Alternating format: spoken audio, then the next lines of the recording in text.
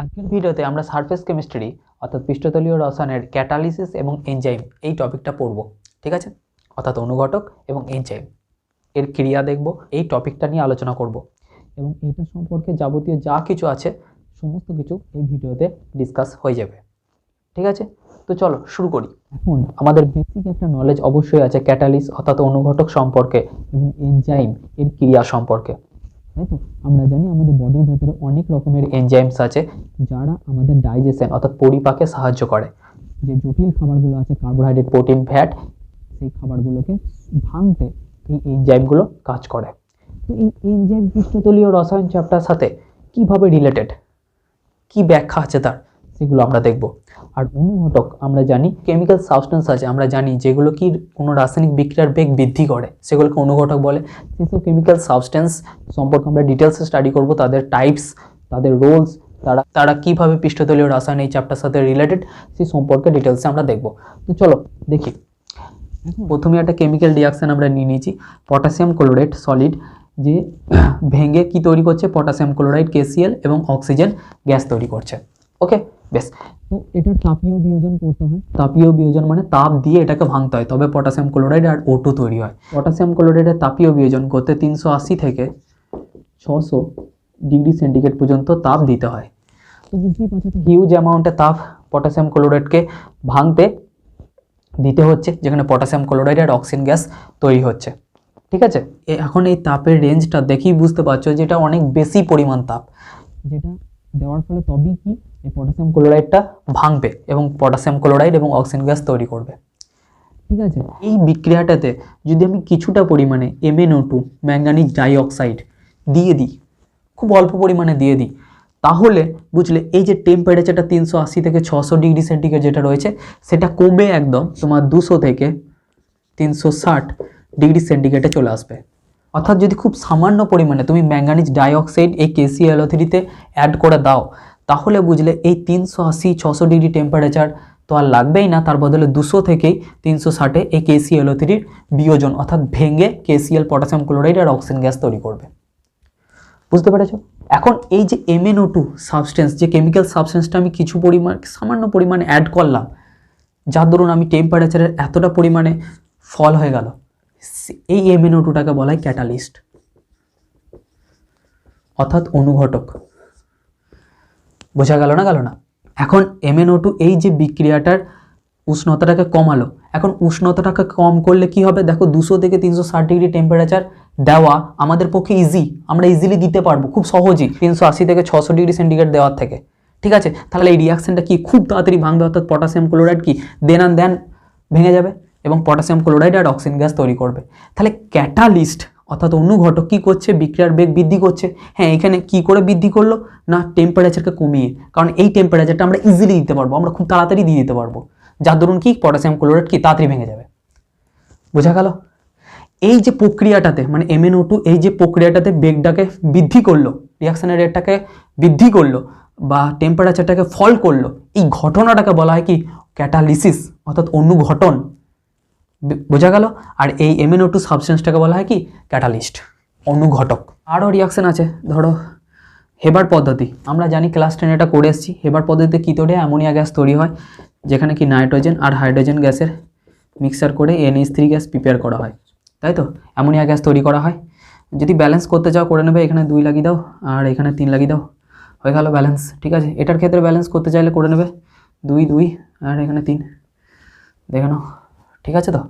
হ্যাঁ, এখন এই হেবার পদ্ধতিতে নাইট্রোজেন গ্যাস এবং হাইড্রোজেন গ্যাস মিলে কি তৈরি করে, অ্যামোনিয়া গ্যাস তৈরি করে, তাই তো? এগুলো সবকটা কি গ্যাস।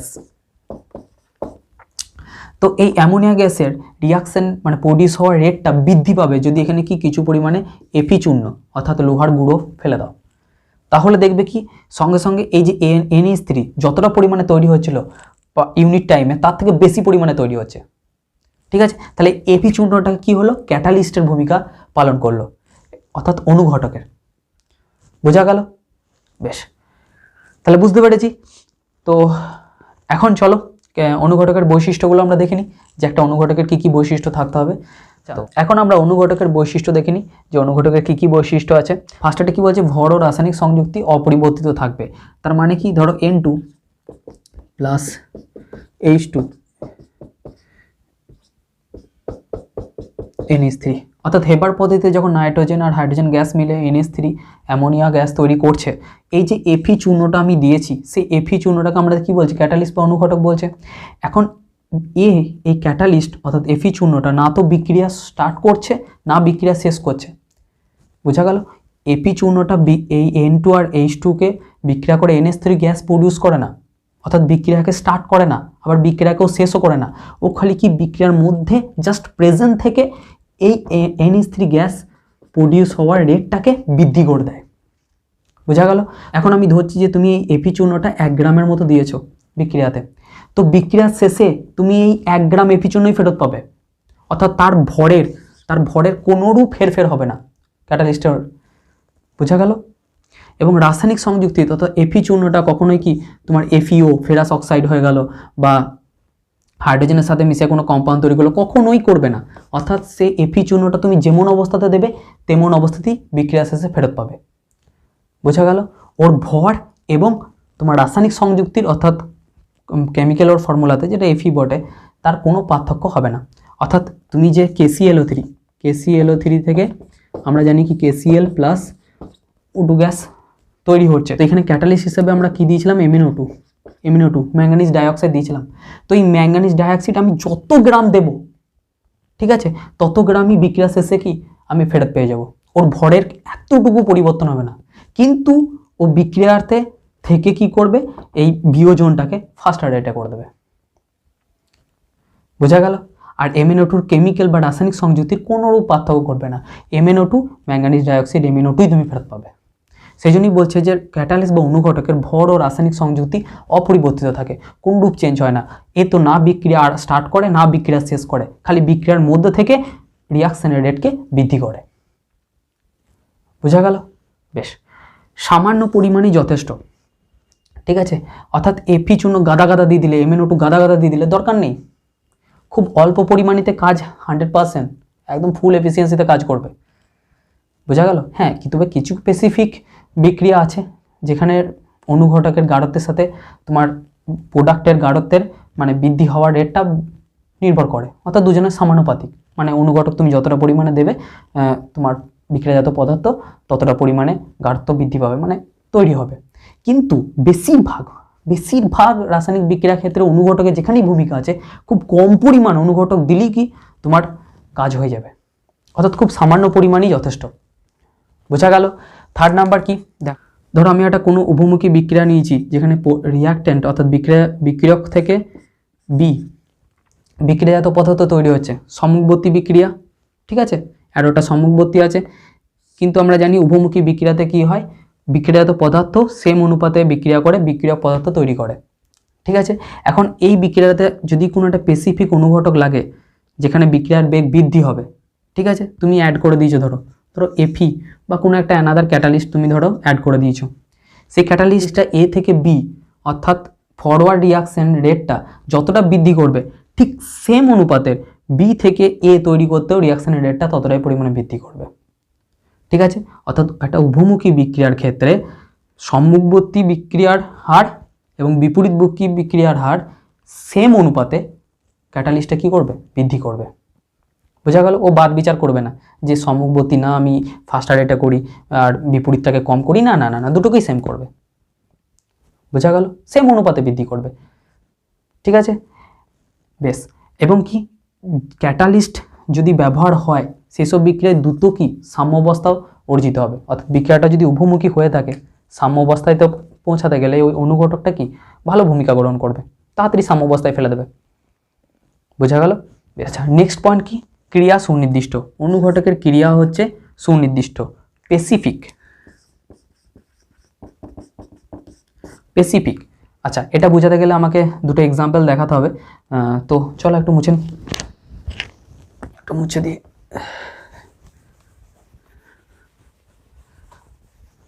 ডি নাম্বারটা, ক্রিয়া হচ্ছে সুনির্দিষ্ট। আচ্ছা, ঠিক আছে, অর্থাৎ স্পেসিফিক এই সুনির্দিষ্ট অনুঘটকের ক্রিয়া হচ্ছে সুনির্দিষ্ট। এই পয়েন্টটা কিন্তু খুব মানে ভাইটাল পয়েন্ট, তোমাকে এটা মনে রাখতেই হবে, ঠিক আছে? দেখো, ইথানল নিয়েছি, ইথানল এখানে Al2O3 350 ডিগ্রিতে হিট করে দিয়েছি Al2O3 দিয়ে। এখানে Al2O3 হচ্ছে ক্যাটালিস্টের ভূমিকা গ্রহণ করে। তো এখানে কি হয়, এক অণু জল অপসারিত হয়, দিয়ে একটা এলিমিনেশন রিয়াকশন হয়। বোঝা গেল? জল অপসারিত হওয়ার যেসব রিয়াকশানগুলো আছে সেগুলোকে ডিহাইড্রেশন রিয়াকশান বলে, তাই না? হাইড্রেশন, হাইড্রো কথার অর্থ কি? জল। ডিহাইড্রেশন মানে কি? জল বেরিয়ে যাচ্ছে। ঠিক আছে, বেশ। তো কি হয়, এখানে এই OH গ্রুপ আর এই কার্বনের OH গ্রুপ আর এই কার্বনের একটা H এলিমিনেট হয়ে যায়, H2 হয়ে বেরিয়ে যায়। দিয়ে কি হয়, হ্যাঁ দেখো, এই কার্বন আর এই কার্বনের মাঝে ডাবল বন্ড তৈরি হয়। ঠিক আছে, তাহলে এই কার্বন থেকে একটা H বেরিয়ে গেছে, কটা H থাকে? দুটো H।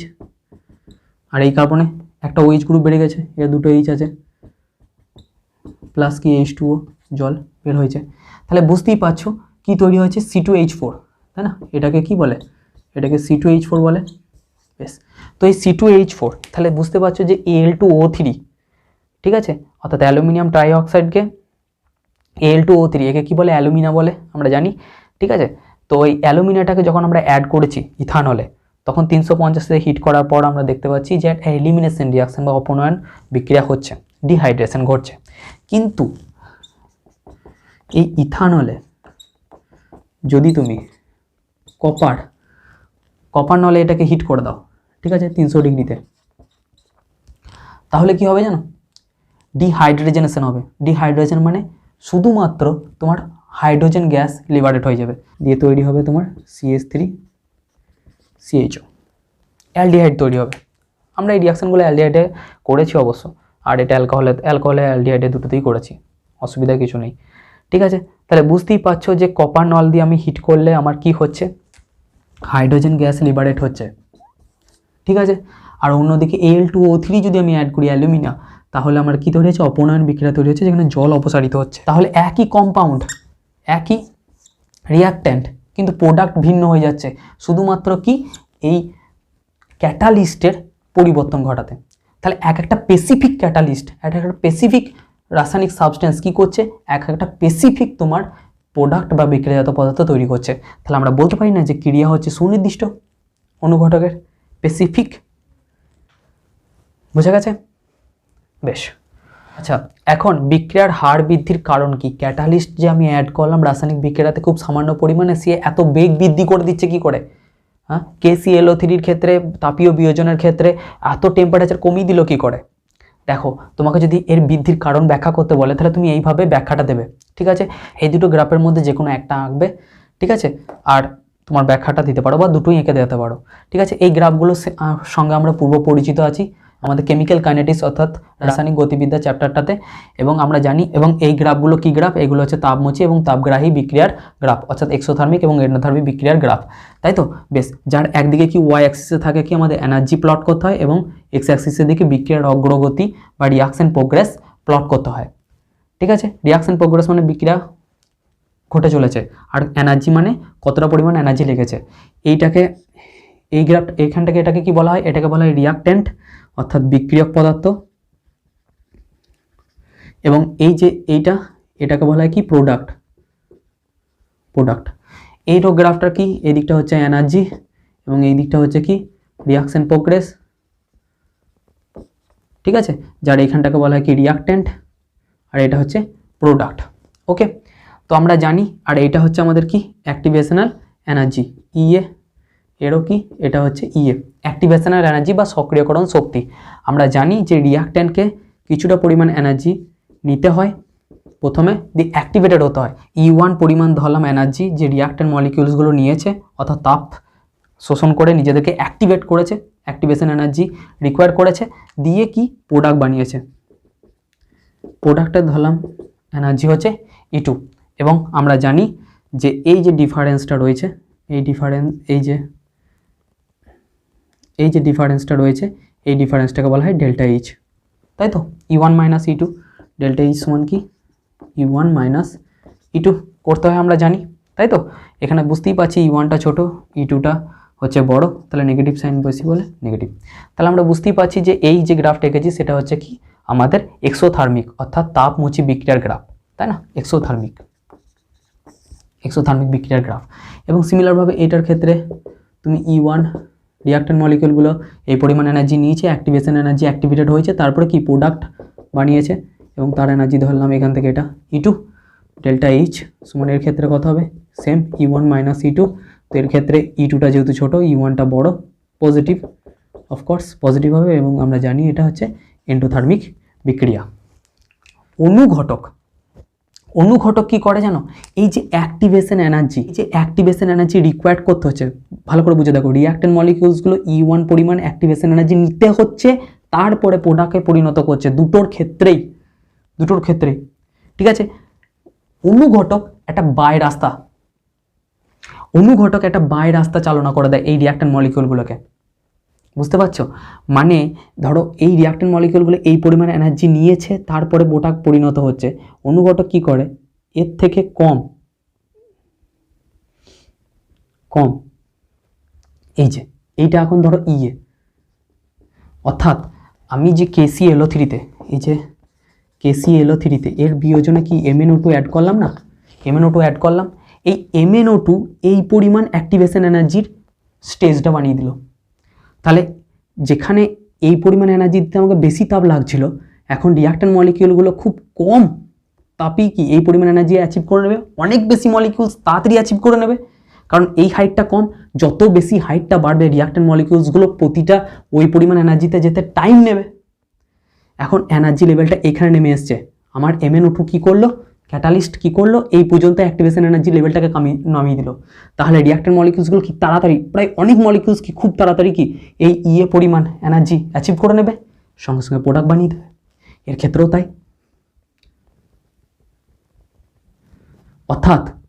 অর্থাৎ অনুঘটক কি করছে, একটা বাই রাস্তা, একটা হয় লং রাস্তা আর একটা হয় কি বাই রাস্তা খুলে দিচ্ছে রিঅ্যাক্ট্যান্ট মলিকিউলগুলোকে, যে তোরা এই পথে যা, তাড়াতাড়ি ওই পরিমাণ এনার্জি অ্যাচিভ কর আর প্রোডাক্ট বানা, বাস বানিয়ে দিচ্ছে। তো তোমাকে যদি পরীক্ষায় বলে যে বিক্রিয়ার হার বৃদ্ধির কারণ কি অনুঘটক অ্যাড করলে, তুমি তাপমোচী বা তাপগ্রাহী যে কোনো বিক্রিয়ার ক্ষেত্রে গ্রাফটা আঁকবে, একটা আঁকতে পারো বা দুটোই আঁকতে পারো, দিয়ে এরকম করে বাই রাস্তাটা দেখিয়ে দেবে এবং মেন রাস্তাটা দেখিয়ে দেবে, বাস হয়ে গেল। আর ব্যাখ্যা তো তুমি লিখিয়ে দিতে পারবে, চাপ তো নেই, ঠিক আছে, পারবে তো? হ্যাঁ বেশ, একটা ড্যাশ করে দেবে, এর ক্ষেত্রেও কি ড্যাশ করে দেবে, অর্থাৎ যে পরিমাণ লাগছিলো তার থেকে কম পরিমাণে লাগবে। ওই যে আগেরটা ক্ষেত্রে কত লাগছিলো দেখলে 380 থেকে 600, আর এখানে কি 200 থেকে 360-এর মধ্যেই সব কিছু খেলা শেষ। MnO2 দেওয়ার পর 200 থেকে কি 360-এর মধ্যেই খেলা শেষ, KCl + O2, ঠিক আছে। তার মানে এইটা টেম্পারেচারটা কত, অ্যাক্টিভেশন এনার্জিটা কত, 200 থেকে 360 পরিমাণ এনার্জি দিলে কি ম্যাক্সিমাম অ্যাচিভ হয়ে যাবে, ঠিক আছে। বাট এইখানে KClO3 ক্ষেত্রে এটা টেম্পারেচার তোমার কি শুরু হবে 280 থেকে, এই শুরু হবে তোমার 380 থেকে শুরু হবে একদম 600-তে, 600 ডিগ্রিতে গেলে তবে মলিকিউলসগুলো এই এক পরিমাণ অ্যাক্টিভেশন এনার্জি পাবে। বাট MnO2 যেই তুমি অ্যাড করে দিয়েছো, এইখানে এই টেম্পারেচারটা কত হয়ে যাবে, একদম তোমার 200 থেকে 360-এর মধ্যে হয়ে গেল, বুঝতে পেরেছো? বেশ, চলো পরেরটা দেখি। এখন দেখো কিছু টার্ম সম্পর্কে আমাদের একটা আইডিয়া থাকা দরকার এবং তাদের ডেফিনেশন এবং তাদের এক্সাম্পল অবশ্যই তোমাকে মনে রাখতে হবে, ঠিক আছে। ফার্স্টেরটা কি হচ্ছে, মন্দক বা ইনহিবিটর। আচ্ছা, অনুঘটক কি করে, রাসায়নিক বিক্রিয়ার বেগ বৃদ্ধি করে, তাই না, কোনো রাসায়নিক বিক্রিয়ার বেগ বৃদ্ধি করে। আমরা দেখলাম যেখানে KClO3 বিয়োজনের ক্ষেত্রে MnO2 বা তোমার হেবার পদ্ধতিতে Fe চূর্ণ, ঠিক আছে। আবার কিছু কেমিক্যাল সাবস্টেন্স আছে খুব সামান্য পরিমাণে বিক্রিয়াতে, রাসায়নিক বিক্রিয়াতে প্রেজেন্ট থেকে তারা বিক্রিয়ার বেগকে কি একদম কমিয়ে দেয়, হার্স করে। অর্থাৎ ধরো কোনো একটা রিয়াকশানকে আমরা অবজার্ভ করতে চললাম, ঠিক আছে, যে কে কোথায় অ্যাটাক করছে, বিশেষ করে অর্গানিকের ক্ষেত্রে আমরা জানি, বা আয়নিকের রিয়াকশানগুলো আমরা জানি খুব ফাস্টার রেটে হয়। আমরা যদি কোনো রিয়াকশানকে স্টাডি করতে যাই, তাহলে আমাদের কি দরকার পড়ে, রিয়াকশানটা যত মন্থর গতিতে হবে তত আমরা কি ভালো করে সেটাকে স্টাডি করতে পারবো, অবজার্ভ করতে পারবো, কোন বন্ডটা ভাঙছে, কীভাবে ভাঙছে, সেই সম্পর্কে সমস্ত ডাটা আমরা ক্লিয়ারলি অবজার্ভ করে লিখতে পারবো। কিন্তু দেখা যাচ্ছে যে কিছু এমন তো অনেক রিয়াকশান আছে যারা খুব ফাস্টার রেটে হয়, তাই না। তো ফাস্টার রেটে চট করে হয়ে গেলে আমি অবজার্ভ করবো কী করে, আর আমি দেখারই টাইম পেলাম না, আমি কী করে অবজার্ভ করবো। তো সেই জন্য তখন কি করা হয়, কিছু এমন সাবস্টেন্স অ্যাড করে দেওয়া হয় যাতে বিক্রিয়াজাত পদার্থ যেটা তৈরি হবে তাতে তার কোনো পরিবর্তন হবে না রাসায়নিক সংযুক্তির, শুধু কি বিক্রিয়ার গতিটা কমে যাবে। অর্থাৎ যেটা খুব তাড়াতাড়ি প্রোডাক্ট বানাচ্ছিল এখন খুব স্লো রেটে গিয়ে সেই একই প্রোডাক্ট বানাবে, তো সেই সমস্ত পদার্থকে বলা হবে কি তোমার মন্দক বা ইনহিবিটর। এর বৈশিষ্ট্য অনুঘটকের বৈশিষ্ট্যর সেম, অর্থাৎ বিক্রিয়া শেষে যতটা পরিমাণে তুমি ইনহিবিটর বা মন্দক ওই রাসায়নিক বিক্রিয়াতে অ্যাড করেছো ততটা পরিমাণই লাস্টে ফেরত পাবে। অনুঘটকের যে বৈশিষ্ট্যগুলো আমরা পড়লাম ইনহিবিটর এবং মন্দকের ক্ষেত্রেও সেই সমস্ত বৈশিষ্ট্যগুলো বজায় থাকবে।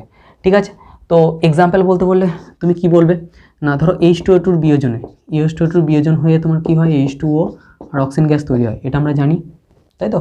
বেশ, তো এখানে H3PO4 অর্থোফসফরিক অ্যাসিড যদি তুমি কিছুটা পরিমাণে অ্যাড করে দাও তাহলে তুমি দেখতে পাবে কি যে এই H2O2 বিয়োজন খুব মন্থর হয়ে গেছে। তো এই H3PO4টাকে বলা হবে কি মন্দক বা ইনহিবিটর, অর্থোফসফরিক অ্যাসিডটাকে। বোঝা গেল? ঠিক আছে, ব্যালেন্স তুমি করে নিও, অসুবিধা নেই। বুঝতে পেরেছি? ঠিক আছে, তাহলে যদি তোমাকে সংজ্ঞা বলে মন্দকের বা ইনহিবিটরের তাহলে তুমি কি লিখবে না, কিছুটা পরিমাণ পদার্থ, কিছুটা পরিমাণ রাসায়নিক পদার্থ যার উপস্থিতিতে কোনো রাসায়নিক বিক্রিয়ার বেগ হ্রাস পায় তাদেরকে বলা হয় মন্দক বা ইনহিবিটর। ঠিক আছে, নেক্সট হচ্ছে কি অনুঘটক বিষ। তাহলে এরা কেমন সাবস্টেন্স বা কেমন পদার্থ পায় না, দেখো এরা কি করে বলো তো, এই অনুঘটক বিষ এরা যে তুমি যে অনুঘটকটা ব্যবহার করেছো না তার ক্রিয়া পুরোপুরি ধ্বংস করে দেবে, বিনষ্ট করে দেবে। বুঝতে পেরেছো না পারোনি? মানে ধরো তুমি একটা কোনো কেমিক্যাল রিয়াকশন ঘটছে, ধরো একটা রাসায়নিক বিক্রিয়া ঘটছে, ধরো হেবার পদ্ধতিতে কি N2+H2 মিলে কি তৈরি হয়, অ্যামোনিয়া গ্যাস তৈরি হয়। তুমি জানো এখানে Fe চূর্ণ দিলে বিক্রিয়ার গতিপথ বৃদ্ধি পাবে, ঠিক আছে, বৃদ্ধি পায়ও। এখানে Feটা কি অনুঘটক হিসেবে কাজ করছে। এখন আমি চাইছি কি যে এখন অ্যামোনিয়া গ্যাস আমার তৈরি হয়ে গেছে, আমি চাইছি এবারে বিক্রিয়াটা খুব স্লো, একটু ধীরে ধীরে হোক, আমি কিছু অবজার্ভ করতে চলেছি। তাহলে আমাকে এই Fe চূর্ণটা তো আমি আর বিক্রিয়া পাত্র থেকে বাইরে বার করে নিতে পারবো না, ও তো মিশে আছে। হ্যাঁ, আমি বিক্রিয়া শেষে ওকে ফেরত পেয়ে যাবো, অ্যামোনিয়া গ্যাস আমি পেয়ে যাওয়ার পর যতটা পরিমাণ Fe দিয়েছিলাম ততটা ফেরত পেয়ে যাবো, বাট আমি বিক্রিয়ার মিডিলে হাত ঢুকিয়ে তো আমি Feটা চূর্ণটাকে বার করতে পারবো না। বুঝতে পেরেছো না পারোনি? তাহলে আমার Fe কাজটাকে আমাকে ধ্বংস করতে হবে, কারণ বিক্রিয়াটা ফাস্ট রেটে হলে আমি অবজার্ভ করতে পারবো না, পর্যবেক্ষণ করতে পারবো না। তাহলে আমাকে কি অ্যাড করতে হয় না, এর ক্রিয়া, এই Feর ক্রিয়া অর্থাৎ অনুঘটকের ক্রিয়া যাতে হ্রাস পায় বা একবারে ধ্বংস হয়ে যায় তার জন্য কি হয় H2S গ্যাস চালনা করে দিতে হয়। বোঝা গেল? এবার হ্যাঁ, H2 গ্যাস চালনা করলে Feর ক্রিয়া সম্পূর্ণ বিনষ্ট হবে না, বাট হ্যাঁ ওর অনুঘটকের যে বেগটা বৃদ্ধি করেছিল তার রেটটা কমে যাবে, অর্থাৎ সে ততটা পরিমাণ এখন আর বৃদ্ধি করতে পারবে না। অর্থাৎ এই যে H2S আমি অ্যাড করলাম দিয়ে অনুঘটকের ক্রিয়া কার্যকারিতা ব্যাহত হয়ে গেল, সেই H2Sটা হচ্ছে অনুঘটক বিষ বা পয়জন। ঠিক আছে, বেশ। অনুঘটক উদ্দীপক বা প্রমোটার এটাকে কি বলে? তাহলে বুঝতেই পারছো অনুঘটক বিষের অস্তিত্ব যদি থাকে তাহলে তার কি বৃদ্ধির অস্তিত্বও থাকবে। তার মানে কি, ধরো N2+H2 এই হেবার পদ্ধতিতে ধরো অ্যামোনিয়া গ্যাসই তৈরি করছি আমি, তো আমি এখানে কি দিয়েছি Fe চূর্ণ দিয়ে দিয়েছি। ঠিক আছে, এখন এই Fe চূর্ণতে অ্যাড করো এটা অথবা এটা, দুটোর মধ্যে একটা অ্যাড করো, তাহলে Fe যতটা ফাস্ট রেটে অ্যামোনিয়া গ্যাস বানাচ্ছিল না এখন তার বহুগুণ রেটে তোমার কি বানাবে অ্যামোনিয়া গ্যাস তৈরি করবে। অর্থাৎ প্রোমোটার বা অনুঘটক উদ্দীপক কি করে, অনুঘটকের ক্রিয়া কার্যকারিতা প্রচুর বাড়ি দেয়, বৃদ্ধি করে। বোঝা গেল? তাহলে অনুঘটক বিষ অনুঘটকের কার্যকারিতা হ্রাস করে বা একদম সম্পূর্ণ বিনষ্ট করে দেয়। অনুঘটক উদ্দীপক বা প্রোমোটার কি করে, অনুঘটকের কার্যকারিতা বৃদ্ধি করে, অর্থাৎ এর কার্যকারিতা বৃদ্ধি করে, মানে বিক্রিয়াটা যাতে আরও ফাস্টার রেটে হয়। ঠিক আছে, আমার অ্যামোনিয়া গ্যাস আরও ফাস্টার রেটে দরকার পড়বে তৈরি হওয়াতে। ঠিক আছে, তাহলে এই সাবস্টেন্সগুলোকে বলা হবে কি তোমার প্রোমোটার। বোঝা গেল? বেশ, তাহলে সংজ্ঞা, অনুঘটক বিশেষ সংজ্ঞা বললে তুমি কি বলবে না, কিছু রাসায়নিক পদার্থ আছে যারা সামান্য পরিমাণ ব্যবহৃত হয়ে কোনো রাসায়নিক বিক্রিয়ায় অনুঘটকের কার্যকারিতা হয় সম্পূর্ণ বিনষ্ট করবে অথবা হ্রাস করবে, সেগুলি হচ্ছে অনুঘটক বিষ, যেমন এটা এক্সাম্পল হিসাবে তুমি দিয়ে দেবে। আর অনুঘটক উদ্দীপক বা প্রোমোটার বললে কি বলবে, সেম বলবে অনুঘটক বিষের মতনই, শুধু বলবে এখানে অনুঘটকের ক্রিয়া কি কার্যকারিতা বা ক্রিয়া বৃদ্ধি করে। ঠিক আছে, বেশ, চলো।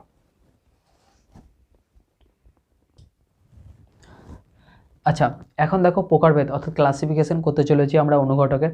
তো আমাদের অনুঘটকের দুভাগে ভাগ করা হয়, একটা হচ্ছে সমসত্ব অনুঘটক আর একটা হচ্ছে অসমসত্ব অনুঘটক, হোমোজেনিয়াস ক্যাটালিস্ট এবং হেটারোজেনিয়াস ক্যাটালিস্ট।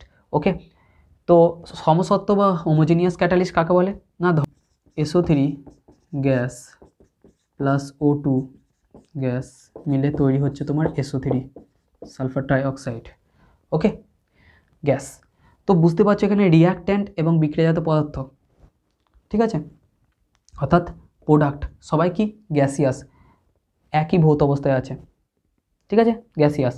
এখন এখানে নাইট্রিক অক্সাইড গ্যাস অনুঘটক রূপে আমি ব্যবহার করতে পারি, যেখানে কি SO3 প্রোডাকশন রেটটা বৃদ্ধি পাবে, ঠিক আছে। বেশ, এখন এই যে নাইট্রিক অক্সাইড গ্যাস আমি ব্যবহার করলাম, এরাও কি গ্যাসীয় ও গ্যাসীয়, তাহলে এরা সবাই একই ভৌত অবস্থায় আছে, ফিজিক্যাল স্টেটে রয়েছে, গ্যাসিয়াস, সব কটায় অনুঘটক আমার গ্যাসিয়াস, রিয়াক্ট্যান্ট আমার গ্যাসিয়াস, প্রোডাক্ট আমার গ্যাসিয়াস, ঠিক আছে। তাহলে এটা হচ্ছে কি সমসত্ব অনুঘটক, যেখানে কি রিয়াক্ট্যান্ট এবং বিক্রিয়াজাত পদার্থ, বিক্রিয়াজাত পদার্থ এবং অনুঘটক আমার একই ভৌত অবস্থায় থাকে, ঠিক আছে, বোঝা গেল না।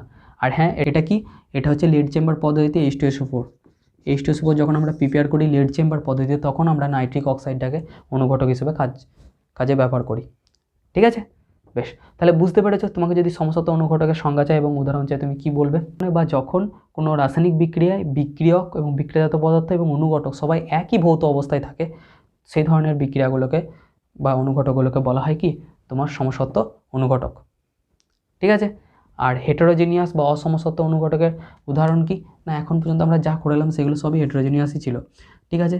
যেমন ধরো বেস্ট এক্সাম্পল হবে কি, এবার পদ্ধতি নাও, N2 + H2 থেকে NH3 অ্যামোনিয়া গ্যাস তৈরি হচ্ছে, এও গ্যাসীয়, বাট Fe যে আমি চূর্ণটা ব্যবহার করি, সেই Fe চূর্ণটা কি সলিড, ঠিক আছে, সলিড। তাহলে বুঝতেই পারছো এখানে অনুঘটক কি তোমার আলাদা ভৌত অবস্থায় রয়েছে, সলিড, কঠিন ওটা, আর বাকি তোমার বিক্রিয়ক পদার্থ গ্যাসীয়, বিক্রিয়াজাত পদার্থ গ্যাসীয়, তাহলে সেগুলো হচ্ছে কি অসমসত্ব বা হেটারোজেনিয়াস অনুঘটক, বোঝা গেল। তাহলে অসমসত্ব বা হেটারোজেনিয়াস অনুঘটকে যদি তোমাকে সংজ্ঞা চাই, তাহলে তুমি কি বলবে না, যে রাসায়নিক বিক্রিয়ায় বা যে অনুঘটনে বিক্রিয়ক এবং বিক্রিয়াজাত পদার্থ এবং অনুঘটক আলাদা ভৌত অবস্থাতে থাকে, ঠিক আছে, সেই ধরনের বিক্রিয়াগুলোকে বলা হয় তোমার, সেই ধরনের অনুঘটকগুলোকে বলা হয় তোমার অসমসত্ব বা হেটারোজেনিয়াস অনুঘটক, ঠিক আছে। বেশ, তবে হ্যাঁ, এই SO3 এক্সাম্পলটা যদি তুমি এখানে নাও ধরো, মানে SO3 + O2, সরি, আর হ্যাঁ এই এক্সাম্পলটাই যদি এখানে নাও ধরো, মানে ধরো SO2 + O2 থেকে SO3 সালফার ট্রাইঅক্সাইড তৈরি হচ্ছে, এখানে আমরা কি ব্যবহার করি জানো, এটা পর্ষ পদ্ধতিতে, ঠিক আছে, পর্ষ পদ্ধতিতে যখন আমরা সালফার ট্রাইঅক্সাইড, পর্ষ পদ্ধতিতে আমরা জানি H2SO4 গ্যাস তৈরি করা যায়, আবার লেড চেম্বার পদ্ধতিতে নাইট্রিক অক্সাইডটা আমরা গ্যাসিয়াস নিই, সবাই একই ভৌত অবস্থায় থাকে, খুব ভালো কথা, কোনো চাপের কিছু নেই। পর্ষ পদ্ধতিতে যখন আমরা H2SO4 তৈরি করব, তখন আমাদের এখানে কি প্ল্যাটিনাম, যেটা সলিড, অনুঘটক ব্যবহার করা হয়, তাহলে মনে থাকবে, হ্যাঁ, যে পর্ষ পদ্ধতিতে যখন আমরা H2SO4 তৈরি করব, তখন SO2 + O2 মিলে যখন আমাদের সালফার ট্রাইঅক্সাইড তৈরি হবে, তখন যে প্ল্যাটিনামটা ইউজ করি সেটা কি আলাদা ভৌত অবস্থাতে থাকে সলিডে, তাই সেটা কি হেটারোজেনিয়াস অনুঘটকের উদাহরণ, ক্লিয়ার।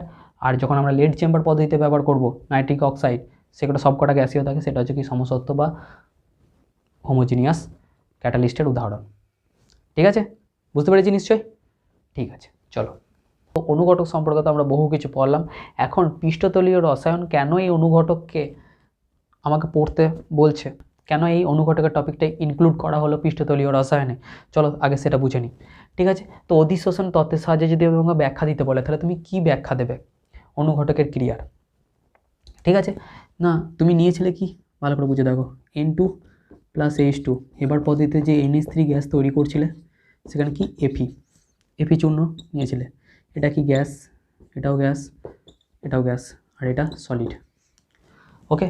বেশ, যদি ব্যালেন্স করতে যাও তো ব্যালেন্স করে নেবে, এখানে কত, এখানে, তাই তো, হ্যাঁ ঠিক আছে। এপি ধরো তুমি এরকম একটা স্ল্যাব এই রিয়াকশান পাত্রে দিয়ে দিয়েছো, 1 গ্রামের একটা স্ল্যাব দিয়ে দিয়েছো, এখন এই স্ল্যাবটা দেখে তোমার কি মানে আয়রনের যে স্ল্যাবটা, এটা দেখে তোমার মসৃণ হতে পারে, বাট এরকম নয়। যদি তুমি একদম পুরো মলিকিউলার লেভেলে গিয়ে দেখো, তাহলে দেখতে পাবে কি এখানে অমসৃণ, এগুলো সব কি অমসৃণ, পৃষ্ঠতল অমসৃণ। বোঝা গেল? খাঁজ খাঁজ খাঁজ খাঁজ থাকবে, অমসৃণ থাকবে, এবড়ো খেবড়ো ব্যাপার সব, ঠিক আছে। এখন অতিশোষণ বা অ্যাডজর্পশনের ক্ষেত্রে আমি বুঝিয়েছিলাম যে সারফেসে বা ধারেতে যে অণুগুলো আছে তারা কি অসম বল সবসময় তারা কি ফিল করছে, জানি তো কারণটা। কারণ ধরো একটা এফি মলিকিউল চারিপাশে কি সমস্ত এফি মলিকিউল দ্বারা পরিবেষ্টিত থাকে, তাহলে এই এফি মলিকিউলটা এই এফি মলিকিউল এই এফি মলিকিউল এই এফি মলিকিউল এই এফি মলিকিউল দ্বারা সমানভাবে সমবলে পরিবেষ্টিত আছে, সেই জন্য ও নিউট্রাল, ও লব্ধি বল 0, ও টানার ক্ষমতা নেই, ঠিক আছে, ও অসমবলেতে নেই। কিন্তু সারফেস এরিয়াতে যে এই মলিকিউলটা এপি মলিকিউলটা এখানে আছে, সে এই দিকে বল দ্বারা আকর্ষিত হচ্ছে, এই দ্বারা হচ্ছে, এই দ্বারা এপি মলিকিউল দ্বারা আকর্ষিত হচ্ছে, ঠিক আছে। কিন্তু এই দিকে তো কোনো বল এপি মলিকিউল নেই ওকে টানার, বলটাকে প্রতিমিত করার। তাহলে এই সারফেস অর্থাৎ ধার বা এজেতে যে মলিকিউলগুলো এপি মলিকিউলগুলো আছে, সেই মলিকিউলগুলো কি এপি মলিকিউলসগুলো কি অসম বলেতে রয়েছে, ঠিক আছে, বুঝতে পেরেছো। এখন যেই তুমি এই স্ল্যাবটা দিয়ে দিয়েছো রিয়াকশন মিডিয়ামে N2 আর H2 গ্যাসকে, এ তো উড়ে বেড়াচ্ছে, এটা দুজনের মধ্যে রিয়াকশন করবে কি করে, এটা থেথাম হতে হবে তো, এক জায়গায় স্টেবল হতে হবে তো, তবে তো N2 H2 মিলে NH3 গ্যাস বানাবে। এফি কী করবে, এই N2 ধরবে, এই N2 ধরবে আর H2 ধরবে, H আর N ধরবে, ঠিক আছে, তার পৃষ্ঠতলে এই অণুগুলো দ্বারা, ঠিক আছে, এই জায়গাতে দিয়ে কাছাকাছি নিয়ে আসবে, কাছাকাছি নিয়ে দুটোকে রিয়াকশান করাবে। N2 H2 দেখা পেলে কি NH3 গ্যাস তৈরি করতে চাইবে, NH3 গ্যাস তৈরি হয়ে গেল, এটা বেশি স্টেবল, এখান থেকে বেরিয়ে চলে গিয়ে প্রডিউস বানিয়ে দিল।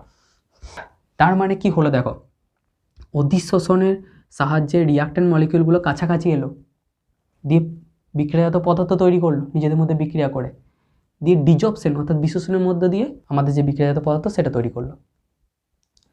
বুঝতে পেরেছ? এখন এই যে সারফেস এরিয়াটা রয়েছে, এখানেও অনেক কি ক্র্যাকও থাকে, এরকম করে ক্র্যাকও থাকে। তো সেই ক্র্যাক, এই যে কোনা, ঠিক আছে, এই যে এজ পয়েন্ট, এইগুলো হচ্ছে সক্রিয় কেন্দ্র অনুঘটকের, যেখানে কি ম্যাক্সিমাম এই রিয়াক্ট্যান্ট মলিকিউলগুলোকে ধরবে যে তোরা বানা নিজেদের মধ্যে প্রোডাক্ট, ঠিক আছে, বুঝতে পেরেছি না পারিনি? তাহলে এই যে মলিকিউলগুলো রয়েছে এগুলোকে কি বলা হয়, অ্যাক্টিভ সেন্টার বা সক্রিয় কেন্দ্র অনুঘটকের, অ্যাক্টিভ সেন্টার, ঠিক আছে, বেশ। তাহলে এই যে তত্ত্বটার ব্যাখ্যা সেটা কি দেখো, অসমসত্ব অনুঘটকের ক্ষেত্রে আমরা দিলাম, তাই না? এখানে এফিটা কি আছে, সলিড অর্থাৎ আলাদা ভৌত অবস্থায় আছে, বাকিগুলো সব গ্যাস আছে, রিয়াক্ট্যান্ট আর আমার প্রোডাক্ট, বুঝতে পেরেছি? বেশ। এই জন্য যদি স্ল্যাবের বদলে ধরো এই আয়রনের স্ল্যাবের বদলে তুমি এফি চূর্ণ গুঁড়ো করে দাও, তাহলে কি পৃষ্ঠতলের ক্ষেত্রফল তো বেড়ে যাবে, তাই না? তাহলে অধিশোষণের তত্ত্বের সাহায্যে আমরা জানি পৃষ্ঠতলের ক্ষেত্রফল বাড়লে অনুঘটকের ক্রিয়াও বৃদ্ধি পাবে, NH3 গ্যাস কি বেশি পরিমাণে প্রডিউস হবে। বুঝতে পেরেছি না পাইনি? পেরেছি তো, যে এই স্ল্যাবের বদলে চূর্ণ করে পাউডার বানিয়ে যদি আমি এফি গুঁড়ো দিয়ে দিই, ঠিক আছে, আরে আমার তো ও কোনোভাবে রিয়াকশান করে আলাদা কোনো প্রোডাক্ট বানাচ্ছে না, তার গুঁড়ো করতে প্রবলেম কোথায়, আমার তো বেশি পরিমাণে NH3 তাড়াতাড়ি তৈরি হবে, তাহলে আমি তাই করবো, বিচূর্ণ লোহা ঢেলে দেবো সামান্য পরিমাণে, স্ল্যাব দিচ্ছিলাম একটু গুঁড়ো করে দেবো, তাহলে কি পৃষ্ঠতলের ক্ষেত্রফল বেড়ে যাবে, আর পৃষ্ঠতলের ক্ষেত্রফল বলে কি অধিশোষণের মাত্রা বেড়ে যাবে, অধিশোষণের মাত্রা বেড়ে গেলে NH3 গ্যাস বেশি পরিমাণে তৈরি হবে, ঠিক আছে, বেশ। চলো এখন এই তিনটে টার্ম সম্পর্কে আমাদেরকে একটু জানতে হবে, এদের ডেফিনেশন, আর এদের ডেফিনেশনটা একটু মনে রাখতে হবে আমাদেরকে। অনুঘটকের সক্রিয়তা, অ্যাক্টিভিটি অফ ক্যাটালিস্ট, এর মানে কি, ধরো কোনো রাসায়নিক বিক্রিয়ায় একক ভরে অনুঘটক যত মোল বিক্রিয়ক পদার্থকে বিক্রিয়াজাত পদার্থে তৈরি করবে একক সময়ে, সেটাই হচ্ছে কি অনুঘটকের সক্রিয়তা, ঠিক আছে। তাহলে ডিফাইন করতে পারবে, এর ইউনিট হয় mole per gram to the power -1 second to the power -1, ঠিক আছে। অর্থাৎ যত মোল বিক্রিয়াজাত পদার্থে পরিণত হবে একক সময়ে, ঠিক আছে। তাহলে যত গ্রাম অনুঘটক অর্থাৎ একক ভরের অনুঘটক, অর্থাৎ কোনো রাসায়নিক বিক্রিয়া একক ভরের অনুঘটক যত মোল বিক্রিয়ক পদার্থকে বিক্রিয়াত পদার্থে পরিণত করবে একক সময়ে, সেটাই হচ্ছে ওই অনুঘটকের সক্রিয়তা বা অ্যাক্টিভিটি অফ ক্যাটালিস্ট। ওকে, বেশ। সেকেন্ড নাম্বার পয়েন্ট, অনুঘটকের সুনির্দিষ্টতা বা সিলেক্টিভিটি অফ ক্যাটালিস্ট। এটা তো আমরা অনুঘটকের বৈশিষ্ট্যতে পড়লাম, ঠিক আছে, যেখানে আমরা নিয়েছিলাম কি ইথানলকে আমরা ডিহাইড্রোজেনেশন করেছিলাম এবং ডিহাইড্রেশন করেছিলাম। আরও এক্সাম্পল নিতে পারো, ধরো C2H2 নিলে হাইড্রোজেনেশন করলে, এটা দুভাবে হতে পারে। যদি লিন্ডার অনুঘটক নাও, লিন্ডার অনুঘটক, তাহলে তোমার C2H4 তৈরি হবে, ঠিক আছে। আর যদি তুমি পিটি নাও, ঠিক আছে, পাউডার বা বিচূর্ণ পিটি নাও, তাহলে তোমার C2H6 তৈরি হবে। বুঝতে পেরেছো? তাহলে প্রোডাক্ট দেখো ভিন্ন, এর সংজ্ঞা তুমি দিতে পারবে। তাহলে এর সংজ্ঞা তুমি এইভাবে দেবে, দেখো নিচে চলে আসবে। সব থেকে ইম্পর্টেন্ট যে এটা একটা অনুঘটকের বৈশিষ্ট্য, আর অনুঘটকের ক্রিয়া কি, ক্রিয়া কৌশল সুনির্দিষ্ট, অর্থাৎ সুনির্দিষ্ট পথে সঞ্চালিত হয়ে কি প্রোডাক্ট বা বিক্রিয়াত পদার্থ আলাদা বানাবে, ঠিক আছে। বেশ, নেক্সট পয়েন্ট দেখো, আকৃতিগত বা বর্ণনাত্মক অনুঘটক, সেফ সিলেক্টিভ ক্যাটালিস্ট। এগুলো কি বটে না, কিছু রাসায়নিক বিক্রিয়ায় বুঝলে অনুঘটকের আকৃতির উপর ডিপেন্ড করছে যে সে প্রোডাক্ট কীরকম বানাবে। বুঝতে পেরেছো? যেমন ধরো ZMS5, ঠিক আছে, এটা একটা জিওলাইট, আমাদের জিওলাইট। এটা তো এটা কোথায় ব্যবহার হয় না, অ্যালকোহল, আমাদের যে অ্যালকোহল আছে সেই অ্যালকোহলের ডিহাইড্রেশন ঘটিয়ে, অর্থাৎ H2O রিমুভ করে আমাদের কি তৈরি করবে, পেট্রোল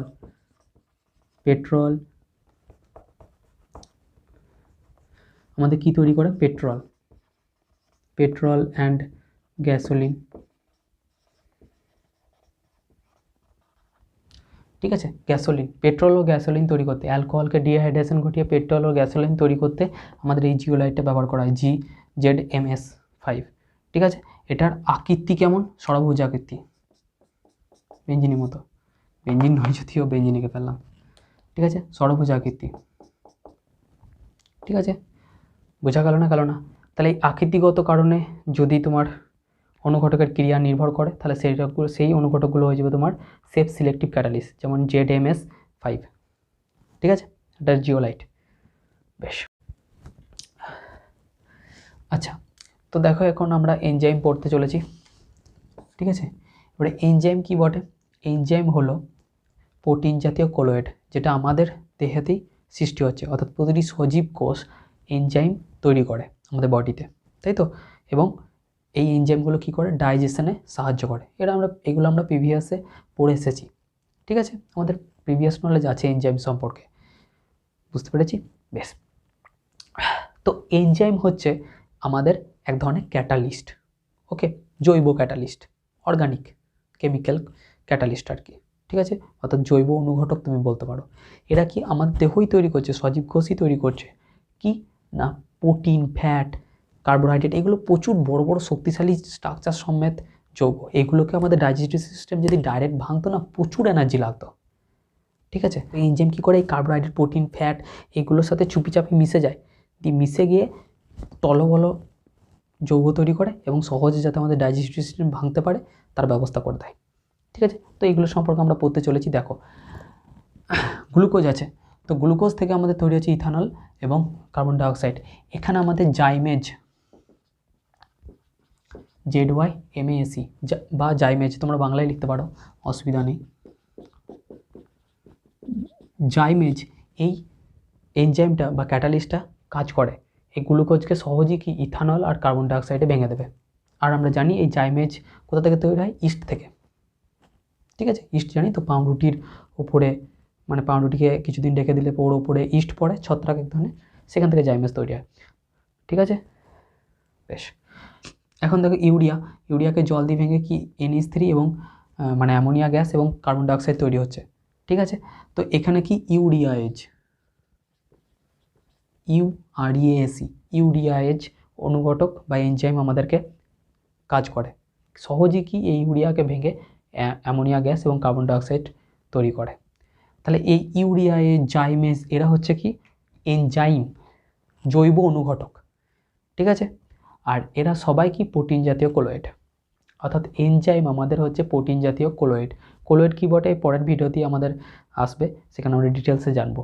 তো এই প্রোটিন জাতীয় কোলয়েড কি করছে না, যেগুলো ভারী ভারী বড় বড় যৌগ আছে সেগুলোকে সহজেই অনুঘটকের মতো কাজ করছে, সহজেই ভেঙে তাদের প্রোডাক্ট তৈরি করছে যেগুলো আমাদের বডির দরকার।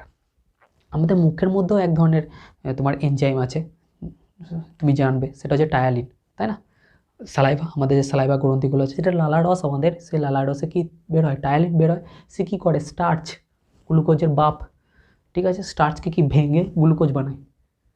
বোঝা গেল না, অর্থাৎ মুখের মধ্যে তুমি ভাত যতক্ষণ বেশি চেবাবে, মানে অর্থাৎ মুখের মধ্যে যত শ্বেতসার জাতীয় বা ভাত শর্করা জাতীয় খাবার যত বেশি চেবাবে না, তত বেশি টাইলিন ওর মধ্যে মিশবে, তাহলে সহজেই স্টার্চগুলো ভেঙে কি গ্লুকোজে পরিণত হবে। এবং সেই গ্লুকোজ যদি আমাদের ডাইজেস্টিভ সিস্টেম যখন ভাঙবে, তখন স্টার্চের থেকে গ্লুকোজকে ভাঙতে বেশ কম এনার্জি লাগবে। আর আমাদের কম এনার্জি সবসময় কি চেষ্টা করতে হবে, যাতে বডি খরচ করতে পারে, কারণ বেশি এনার্জি যদি ভাঙাতেই লেগে যায়, তাহলে ওখান থেকে পুষ্টিরত কী পরিমাণ শোষণ করবে, আমাদের দৈনন্দিন অ্যাক্টিভিটি কী করে করবো। বোঝা গেল? বেশ, তাহলে বুঝতে পেরেছি আমরা যে এনজাইম হচ্ছে একটা প্রোটিন জাতীয় কোলয়েড, যেটা সজীব কোষ আমাদের দেহই তৈরি করে, ঠিক আছে, সজীব কোষই তৈরি করে। বেশ, এনজাইম যদি অনুঘটক হয়ে থাকে, তাহলে অনুঘটকে যেসব বৈশিষ্ট্যগুলো আমরা পড়ে এলাম সেইগুলি সবের ক্ষেত্রে খাটবে, অর্থাৎ এর ক্রিয়া সুনির্দিষ্ট কম পরিমাণে লাগে, ঠিক আছে। বুঝতে পেরেছি না পারিনি? বেশ, এবারে যে বৈশিষ্ট্যগুলো আরও আছে সেটা হচ্ছে তোমার এই 3 নাম্বার, 4 নাম্বার আর 5 নাম্বার। এখন স্পেসিফিকভাবে এনজাইমের ক্ষেত্রে যে বৈশিষ্ট্যগুলো তোমাকে জানতে হবে সেটা হচ্ছে 1 নাম্বার কি, সর্বোচ্চ অনুকূল উষ্ণতা বা অপটিমাম টেম্পারেচার, ঠিক আছে। এনজাইম বললে একটা নির্দিষ্ট উষ্ণতায়, মানে একটা নির্দিষ্ট উষ্ণতার রেঞ্জে আমাদের কাজগুলো ভালোভাবে করতে পারে, অর্থাৎ তোমার সাবস্ট্রেট, অর্থাৎ যে শর্করাগুলো খাচ্ছ তুমি, ঠিক আছে, যে স্টার্চ, যে অর্থাৎ যে কার্বোহাইড্রেট প্রোটিন ফ্যাট রয়েছে, সেগুলোকে ওই নির্দিষ্ট টেম্পারেচারে ও সহজে ভাঙতে পারে, ঠিক আছে। সেই টেম্পারেচারটা কত, সেই টেম্পারেচারটা হচ্ছে 37 ডিগ্রি সেন্টিগ্রেড থেকে 40 ডিগ্রি সেন্টিগ্রেড। বুঝতে পেরেছ? অর্থাৎ 37 ডিগ্রি টেম্পারেচার থেকে 40 ডিগ্রি টেম্পারেচারের মধ্যে এনজাইমের কার্যকারিতা শতগুণ বেড়ে যায়, মানে ভালোভাবে কাজ করে, শতগুণ বেড়ে যায় না, ভালোভাবে কাজ করে, ঠিক আছে।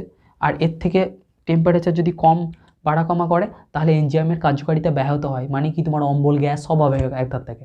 টেম্পারেচার বেশি আছে, তাহলে এনজাইম ভালো রকম কাজ করবে না, মানে শর্করা, স্টার্চ এগুলোকে ভাঙতে কি ডাইজেস্টিভ সিস্টেম বেশি টাইম লাগবে, ডাইজেস্টিভ সিস্টেম যেগুলো ভাঙতে পারবে না সেগুলোকে ওয়েস্ট মেটেরিয়াল হিসেবে বার করে দেবে, তো বাস গ্যাস অম্বল তোমার হয়েই গেল।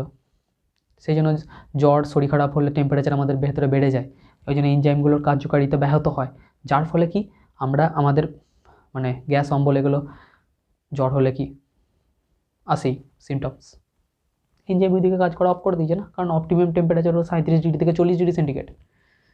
বোঝা গেল? তো আমরা ওষুধ খাই, টেম্পারেচারটা ভেতরে কমে, এনজাইমের কাজ আবার ভালোভাবে সে কাজ করতে পারে, আমাদের ডাইজেস্টিভ সিস্টেম ভালোভাবে পুষ্টিরস গ্রহণ করে ঠিক হতে থাকে, ঠিক আছে। বেশ, নেক্সট কি, সর্বোচ্চ অনুকূল পিএইচ। দেখো আমাদের অর্গানিক বডি, তাহলে টেম্পারেচার যদি সুনির্দিষ্ট লাগে, আমাদের নির্দিষ্ট পিএইচও তো লাগবে। পিএইচ মানে জানি তো, এবারে পিএইচ স্কেল আমরা জানি, পিএইচ স্কেলের কী হয় না 1 থেকে 14 পর্যন্ত দাগ কাটা থাকে, যার মধ্যে 7টা হচ্ছে নিউট্রাল, 1 থেকে 7-এর মধ্যে এটা হচ্ছে কি অ্যাসিডিক পার্ট, 7 থেকে 14-এর মধ্যে হচ্ছে বেসিক পার্ট। পিএইচ স্কেল সম্পর্কে আমাদের ডিটেলসে নলেজ আছে, প্রিভিয়াসে আমরা জানি, ঠিক আছে। বেশ, তো যে পিএইচ রেঞ্জে তোমার এই এনজাইমগুলো আমাদের শরীরে ভালোভাবে কাজ করতে পারে, সেটার রেঞ্জ হচ্ছে 5 থেকে 8, ঠিক আছে, 5 থেকে 8, অর্থাৎ বুঝতে পারছো 7-এর মিডিলে আছে, অর্থাৎ অল্প অ্যাসিডিক নেচারেই দেখো ভালো কাজ করতে পারছে, ভালো করে বুঝতে হবে। 7 এদিকে 6, এখানে 5 আর এখানে 8, তো 8-এর বেশি গেলে তো হবেই না, এনজাইমের কাজ ব্যাহত হয়ে যাবে। তো একটু অ্যাসিডিকের দিকে 2 ঘর আছে আর বেসিকের দিকে 1 ঘর আছে, তাহলে একটু অ্যাসিডিক হলে আমাদের বডি এনজাইম মোটামুটি কাজ করতে পারে, তবে হ্যাঁ অতিরিক্ত অ্যাসিডিক না, 5-এর কম না, 5-এর কম হলে কি অতিরিক্ত অ্যাসিডিক মানে এনজাইম আর কাজ করবে না, আবার গ্যাস অম্বল হবে তোমার, ঠিক আছে। বেশ, এনজাইমের সক্রিয়করণ, অ্যাক্টিভেশন অফ এনজাইম। আচ্ছা, আমরা পড়ে এলাম তো অনুঘটকে, যে অনুঘটকে আমরা পড়ে এলাম অনুঘটক উদ্দীপক, তাই না, প্রোমোটার। আমরা দেখলাম কি N2 + H2 মিলে NH3 গ্যাস তৈরি হচ্ছে। সেই Fe চূর্ণতে যদি কিছু পরিমাণ আমি যদি Al2O3 দিয়ে দিই, তাহলে তার কার্যকারিতা মানে অনুঘটকের কার্যকারিতা বৃদ্ধি পাচ্ছে। সেরকমভাবে এনজাইমের কার্যকারিতা, এনজাইমের একটা অনুঘটক, এর কার্যকারিতা বৃদ্ধি পাবে যদি তোমার কিছু ধাতব আয়ন আছে Na+, তারপরে Cu2+, এই আয়নগুলো যত বেশি তোমার বডি পাবে, তত ভালো এনজাইমগুলো কাজ করবে। ঠিক আছে, এই জন্য এই ধাতব আয়নগুলোকে তোমার বলা হয় কি কোএনজাইম।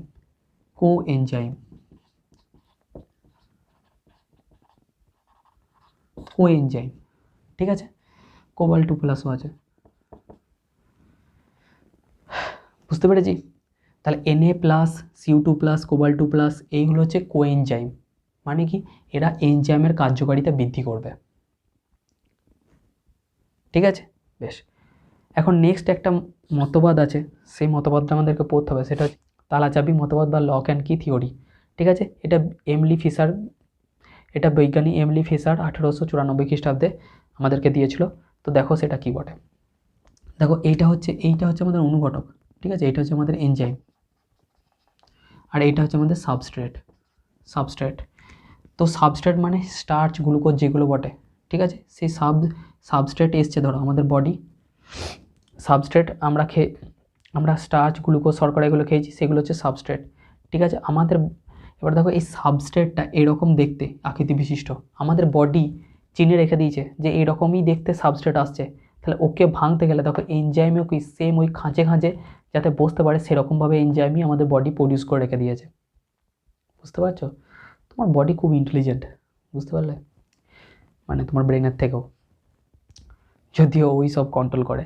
তো আমাদের বডি অলরেডি যেসব সাবস্ট্রেট আসছে, যেমন সাইজ, যেমন আকৃতি, যেমন সাইজের আসছে, সেরকম এনজাইম আমাদের বডি অলরেডি প্রডিউস করে রেখে দিয়েছে যে তুই খা, তুই যা খাবি খা, আমার রেডি করা আছে এনজাইম।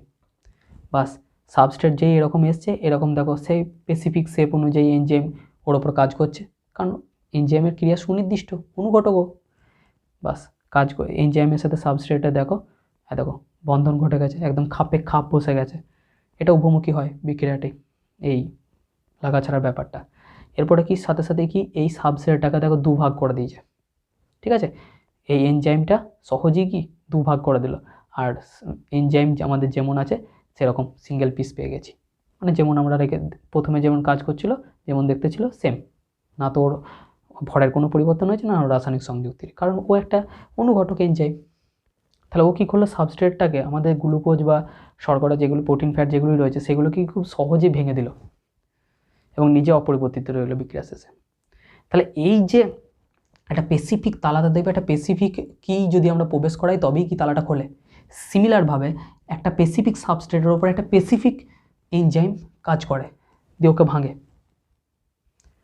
তালা খুলে দিচ্ছে, ভাঙছে এবং নিজে অপরিবর্তিত থাকছে।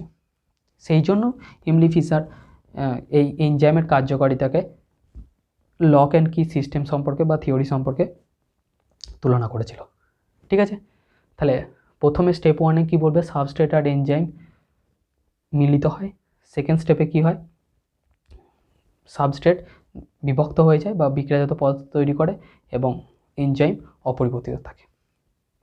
তো এটা লিখতে পারবে। বেশ, আরেকটা জিনিস এখানে বলতে হতো, সেটা হচ্ছে এনজাইমের সক্রিয়করণের ক্ষেত্রে যে Na+, Cu2+, Cobalt2+, এগুলো হচ্ছে কোএনজাইম। এরা কোএনজাইম কী করছে, এনজাইমের কার্যকারিতা বৃদ্ধি করছে। এখন এই এনজাইমের সাথে যদি অপ্রোটিন যৌগযোগের চেন মাঝে মাঝে যুক্ত থাকে, ঠিক আছে, সেগুলোকে প্রোস্থেটিক গ্রুপ বলা হয়। সেগুলো কি এনজাইমের কার্যকারিতা বৃদ্ধি করে। সেই অপ্রোটিন যৌগযোগের কী করছে, এই এনজাইমের কার্যকারিতা বৃদ্ধি করছে। অপ্রোটিন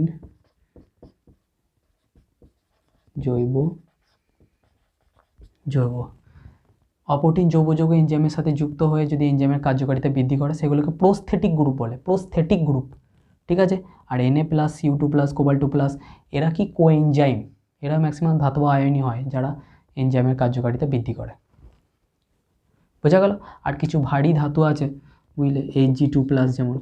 ঠিক আছে, এই ভারী ধাতুগুলো কি এনজাইমের ক্রিয়া ব্যাহত করে, পয়জন। যেমন পয়জন পড়ে এলাম আমরা অনুঘটক বিষ, ঠিক সেরকম এরা কি করছে, এনজাইমের ক্রিয়া কি ব্যাহত করে দিচ্ছে, এসব ভারী ধাতুগুলো। তো এইগুলো থেকে দূরে থাকাই ভালো, নাহলে আমাদের এনজাইম কার্যকারিতা ব্যাহত হলেই আমাদের কি গ্যাস অম্বল তো হবেই। ঠিক আছে, তাহলে এই ছিল এনজাইমের সমস্ত কিছু, এই ছিল অনুঘটক সম্পর্কে সমস্ত কিছু। আশা করি সব বুঝতে পেরেছো। ঠিক আছে, আজকে এই পর্যন্ত।